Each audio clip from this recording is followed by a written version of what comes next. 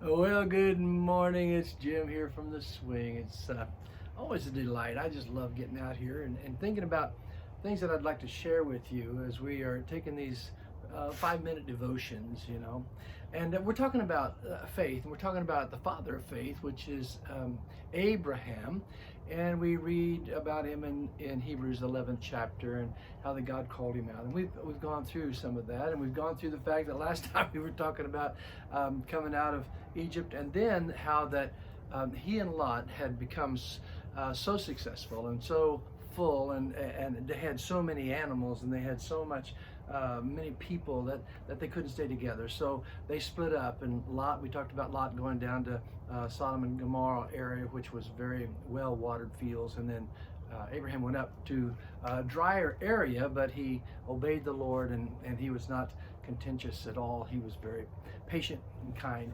Anyway, so we get along there, and Lot goes down to Sodom and Gomorrah area, takes all his stuff down there. Well, things suddenly is happening in all of our lives. There, all of a sudden, there was the kings from outlying areas.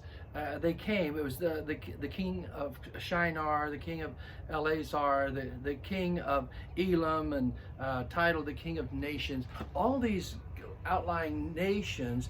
Back then, some would pay tribute so they wouldn't go to war, and this is what Sodom and Gomorrah had been doing, paying tribute to these other kings so that they would live at peace. And they did it for like 12 years. Well, on the 13th year, they rebelled and said, no, we're not going to do that anymore.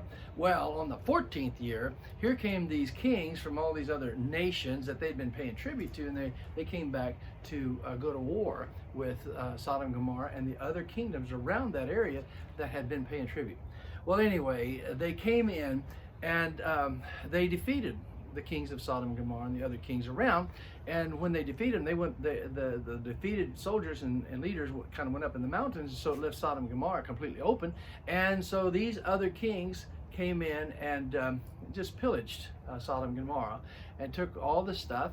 And lo and behold, there was Lot and his family and all his stuff, and they just took him, and they took all his families and everything and took off with it. Well, somebody got away. The story is told that somebody got away and ran to Abram at that time, but it ran to Abraham and told him what had happened. And oh my goodness, Abraham just couldn't believe it. So the Bible says he took 318 of his soldiers. Now see, back then you had to have your own police department. Nobody was taking care of you. You couldn't call up, hey, would you come out? Somebody stole my stuff. They couldn't do that. He had 318 trained men that could fight.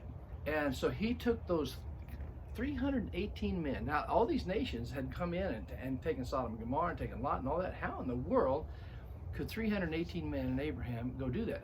I don't know, but the Bible says that he divided himself up in this service, and by night he went in, and with God's help he smote them. He beat them. He got everything. He took everything over, and he got Lot back, and he got all the possessions that they had stolen from everybody. I mean, this Abraham just got richer and richer because he just took what God had provided for him and got Lot back. And in the strength and the wisdom of God, and the strength and the wisdom of his ability to see how to do the warfare, he took it all back. And when he got back, on the way back, he ran into Melchizedek, who was the priest. And it was kind of a foreshadowing of Christ. In fact, it could have been Christ himself at that point, because it said, and the king of Sodom went out to meet him after his return from the slaughter of these kings.